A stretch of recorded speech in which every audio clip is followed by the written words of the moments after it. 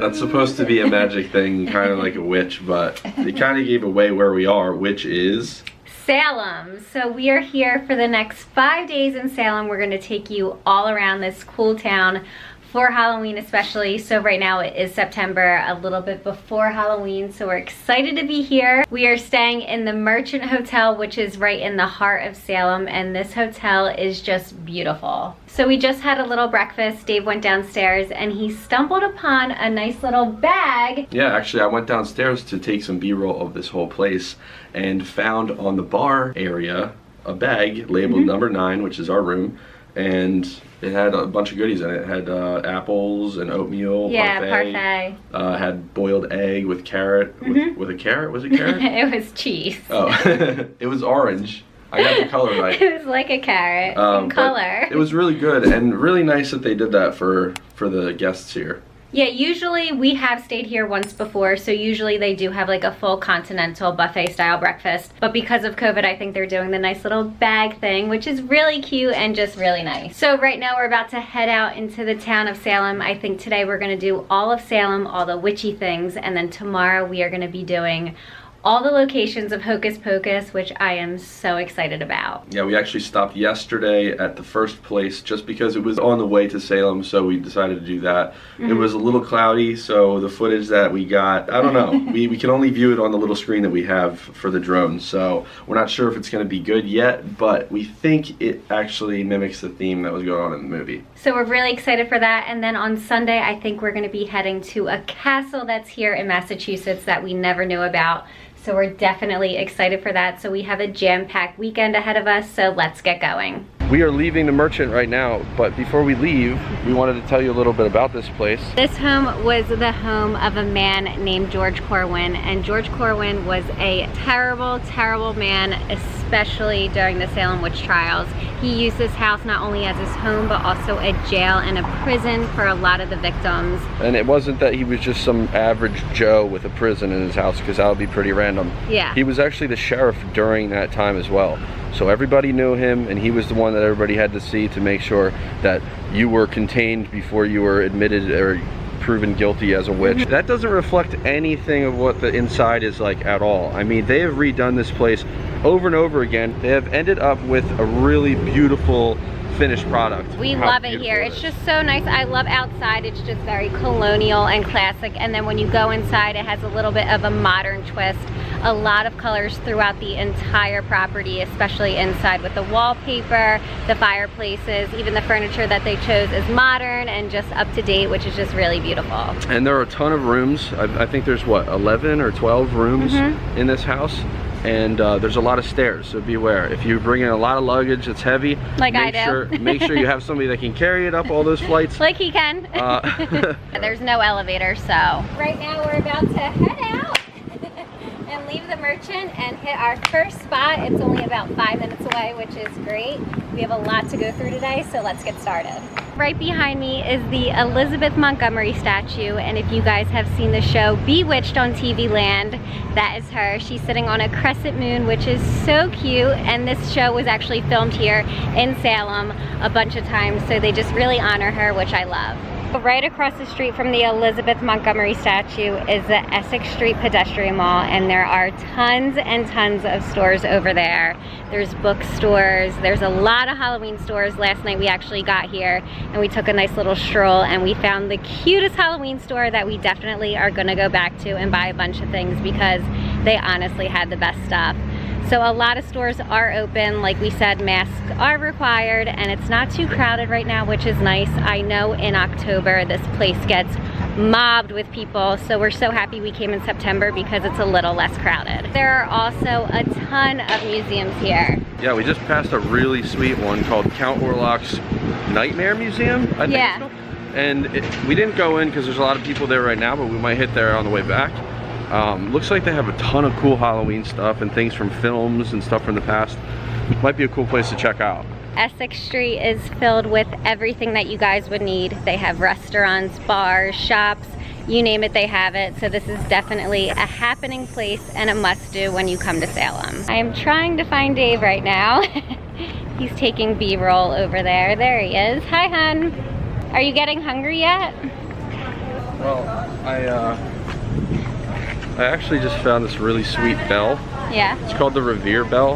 Uh-huh. And it's dedicated to the citizens of Essex County who served in the armed forces. But it's really cool. It's right across from the Essex Museum itself.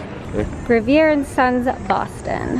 Yeah, so Revere was actually a really well-known bell maker during the time, and he was the only trusted bell maker to make any bells worth ringing. So now that we took that little detour, I think we're gonna head to the witch's house, which is very iconic and very, very Salem. We are standing directly in front of the witch house, which is the only standing structure here in Salem that has direct ties with the Salem Witch Trials. So it happens that this was the exact house that John Corwin, the judge during the Salem Witch Trials, lived.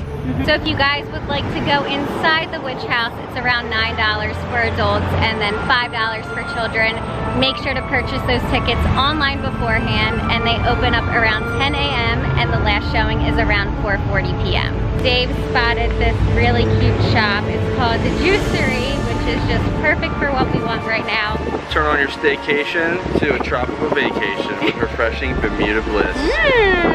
Sounds yummy, and there's no one in here, so it's perfect.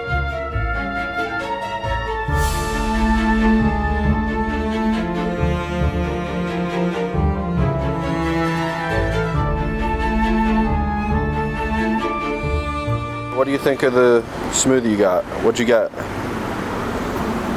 It's good. It's a very peanut buttery. I went with the peanut butter, granola, strawberry, and banana. It's not on the menu, so I just kind of made it up myself. It's very thick and creamy, so definitely more of a milkshake consistency. So it's like a protein shake? Yeah, very filling, but it's still really good. So as we make our way down Essex Street again, we're gonna hit the Hawthorne Hotel and a bunch of other places around that area. But last time we were here, we went to the Fountain place for breakfast, and it was good, wasn't it? Yeah, it was really good. We came here when we were on our way out, about to drive all the way back to New Jersey, and we grabbed, I think, some egg sandwiches here. Yeah. And they were really good. They were. We were able to eat inside at the time. Now they have outdoor tables that accommodate the people. So, fun fact, we were just walking down to the Hawthorne Hotel again, and I saw this sign. Apparently, Salem was the birthplace of the National Guard of the United States. Never knew that. But that's one thing about this place that keeps happening, is that we keep seeing different things that we never knew before that are substantial. You know, a lot of history here. Yeah, like the Alexander Graham Bell fact was awesome. No one knew that. Who would have known that he was here? Right? Lived here, nonetheless. So much happening in this little town. Yeah. So much more than we realized before. We came here, it was winter, there weren't any leaves on the trees, and people weren't out as much as they are now. But even during the pandemic, it is so much more intricate and so much more in-depth. And just appealing. It's so beautiful, yeah. Especially with the weather right now. Like Dave was saying, we were here, I think, in February, so it was bitter cold. Yeah. And right now you can just walk around all day. The weather is beautiful. Everything looks nice and lush and green. So we're just absolutely loving it. Yeah. So behind us, as you can see, is the Hawthorne Hotel. It is really important to know this hotel because before it stood here, it used to be the site of Bridget Bishop's apple orchard back in the 1600s. Bridget Bishop, if you guys don't know, was the first victim in the Salem Witch Trials. The Hawthorne Hotel was built in 1925 and has about 93 rooms, and they say that the 6th floor is haunted and people have seen ghosts and stuff like that. Now, we did stay here back in 2018 and we didn't experience anything like that, but if you guys are interested in paranormal activity, then this is the place to be. The Hawthorne Hotel is definitely the most famous hotel here in Salem, and we would totally recommend staying here. Like I said before, if you're interested in ghosts and you're into all of that, this is definitely the place to be. It's a really pretty hotel, and it's part of the Historic Hotels of America as well. Right next to the Hawthorne Hotel is this gorgeous park. We decided to come in here and take a nice little breather and relax for a moment. But right in front of me is the Salem Witch Museum, which is a spot you guys must go to if you come here to Salem. If you're interested in learning more about the trials and exactly what happened and how many individuals were killed and everything like that, that is definitely the place to go. Right next to the Salem Witch Museum is this really cool statue of Roger Conant, and if you guys are wondering who he is, he was actually the first settler and the founder of Salem. Yeah, it's actually a really huge statue too. I would say it's about 20 feet tall, 25 feet tall, and massive. There's a huge rock under it, and the statue itself is probably a good 8, 9, 10 feet tall. So a lot of the sites are right here on this street. Right to my right, like we said, is the Hawthorne Hotel, and then directly behind me is the statue of Roger Conant, and then to the left is the Salem Witch Museum. So 3 huge sites right here on this street, so you can get a lot done quickly on this road. And actually one more too, the Salem Commons Park is right across the street from this too. There's the museum, there's a statue, and right behind this wall we found this food truck. And now when we were researching stuff about Salem, we saw that this food truck started a real big trend late at night with the best cookies that Salem has to offer. They open up at 5 o'clock, so this place is really happening at night and is perfect if you're coming home from the bar and want to grab a cookie. We are here at the Salem Witch Trials Memorial, and there are actually 20 benches for all the victims who were killed, hanged, and pressed to death during the trials. So just very moving, very, very beautiful. They actually have flowers on each one of the benches, which I just love. And there was actually one person who was pressed to death, so they used to just put rock on top of rock on top of rock until the person died. So Bridget Bishop, like we told you about her apple orchard over at the Hawthorne Hotel, her bench is first here when you first walk into the memorial.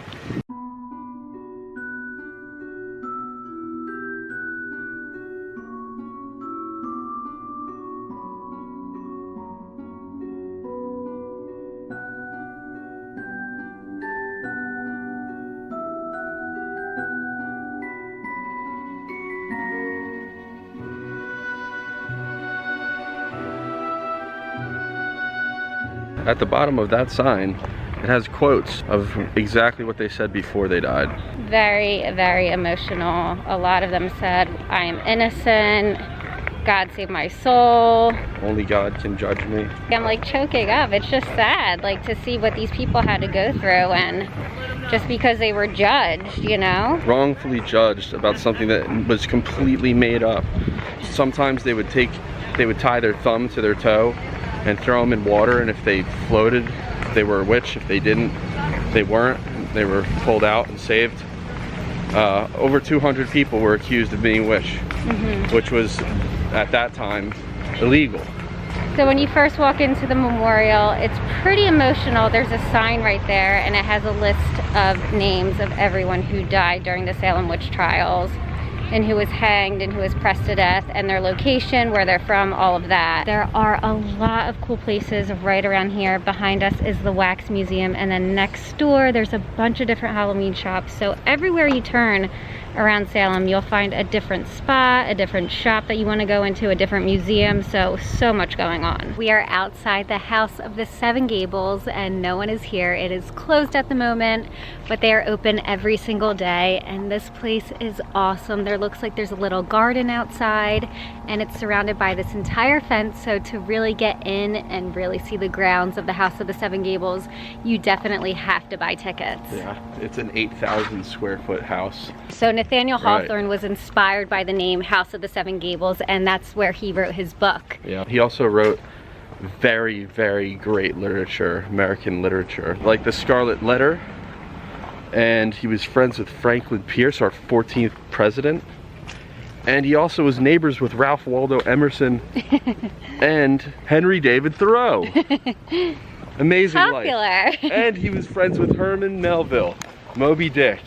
Wow. The guy was incredible. He lived a great life, and this is so cool to be able to see this place. Yeah, so there's parking right on property, which is great, and then you walk into the ticketing center, which is this red building right here. Like I said, right now it's closed. It's after 5 o'clock, but I think they're open from around 10 to 5 like everything else here in Salem.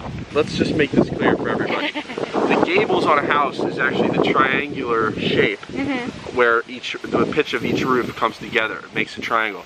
We're gonna see if we can get around to the other side where we can see the actual front of the house. There's an exit only sign here, and it is closed off, so I think right now we're just going to be able to see the exterior of the building and the property, but it's still really cool. This is also another one of the Black famous houses here in Salem. We totally recommend checking out, like I said, the House of the Seven Gables. It's sad we can't get in there right now, but out of all the places, this one looks so beautiful. Like Dave was saying, it's about 8,000 square feet, so it's humongous, and the grounds look perfectly kept. We thought we were gonna end the vlog before, but there's this little cute store that I was talking about earlier today. It's called Maria's Sweet Somethings. If you guys come here, you have to come to this store.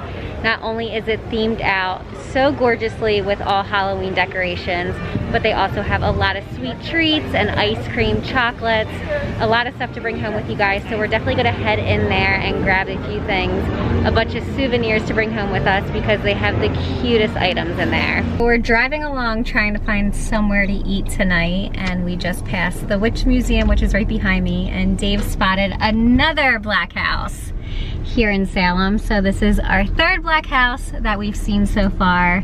We've actually seen a house that someone lives in that they painted black and they have red shutters, which was really pretty. So the Black house that we stumbled upon is actually called the John Ward House. This has no ties with the witch trials, but it's just a really neat house that was built in the 1600s, I think around 1684. And the house actually wasn't here originally. They moved it, I think, 3 blocks over later on, but it's just a really neat Black house, number 3 on our list for Black houses here in Salem. They also do a house tour at the John Ward House as well, so most of the houses here in Salem have tours, which are really neat. You need to go online and make sure to book your tour if you are interested. We decided on Mexican. The place is called Casa Tequila, and it looks really good, and I'm hoping I can also get a nice little margarita while we're waiting.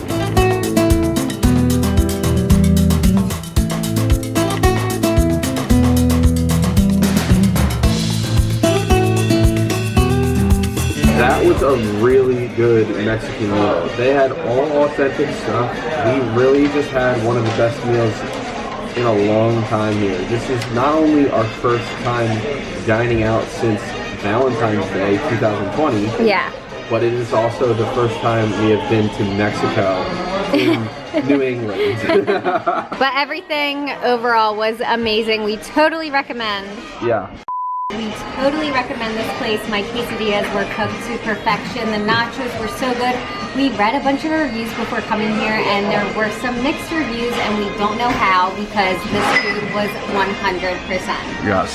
So we'll see you guys tomorrow morning. We are about to do the Hocus Pocus tomorrow morning, so we're so excited to bring you guys on all the different locations. So we'll see you guys then. Good night, Traventures.